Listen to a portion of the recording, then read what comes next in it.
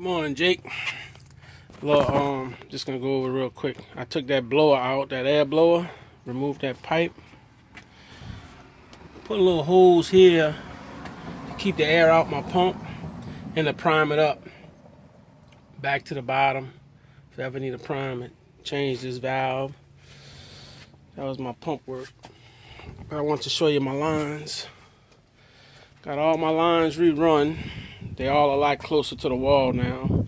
Nothing's underground. The electricals are real close. This electrical here was out onto the pavers. I got all that tucked in. Everything's about 8.5 inches now. See these lines here?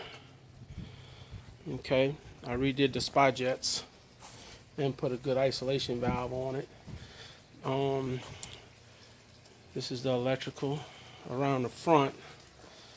Show you the good stuff first, then my problems. So ran these pipes all the way up on the side. Isolation valve. Trenched down and found the main drain line. Brought it up and put an isolation valve on it. All of these are above ground. Went on the inside, I showed you that, and dug down and cleared out everything underneath that main drain pipe where it was wet at. And it didn't look to me like it was wet all the way from the underneath up. I might have had this might be a low spot right here in the pool. Let me show you. This could be a low spot hanging up in the corner, and any water under the liner would fall there. I don't know. We had a little rain last night, so the deck's a little wet. Okay, so Don and I packed that down. Well, I put some water to it up against these two plugs here and here, and on my fitting, pumped a lot of pressure into the pipes, and they didn't leak. So what I'm gonna try and do, I think, is get an inch. Well, at least an inch right here, in this corner.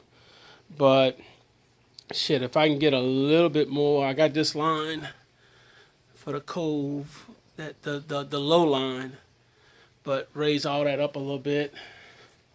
Put an inch on this deck here, and an inch on here, and it looks like this might be sloping going to the back. Maybe yeah, right here, sloping going to the back. This will have to be level. I think that's what was causing me some problems right here with the liner wanting to pull away. But yeah, if I could regraze all that, that would be good. However much Pool Creek you think we need. This is 8x8 right here, and I estimated this hole to be about 14 by 12 for the square footage. And just re-square this. That's the Pool Creek. Now I went ahead and did all my shims. You see all the shims in here. And I thought I was on bubble real good. Proud of myself. This is the high wall, so no shims. And then it starts working its way up. But as I looked, when I came around here, it looked like it walked up right there. So I took that wood out of there. And then I'm thinking, am I really level from here, from the skimmer, say, all the way to there?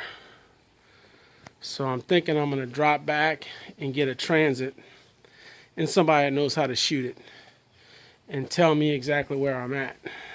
That was what I wanted to share with you. I kind of thought I was ready to go, got all my pipes run, all my shims done. Put all these, and I had taken these measurements from when the pool was full of water, so I thought I had pretty accurate measurements on how far I was off of bubble, so I went like that. And if the transit tells me I'm close enough, then I'll stay put. But if it tells me I need to make some new shims or whatever, I think now's the time to do that. But anyway, that's what I got, buddy. All my piping work is done. I think I might be pretty close on my shims though. I added a new skimmer, so that's all installed. So no more plumbing work here. Whatever the transit tells me, I'll make some small modifications. But that's where we at. So yeah, 8 by 8 up on that deck, and I figure 14 by 12 will take care of the coverage here. And if we measure for an inch on everything, that might be conservative. We might have a little extra left over. That's what I'm hoping. I don't know. Your thoughts? Thank you, man. Bye.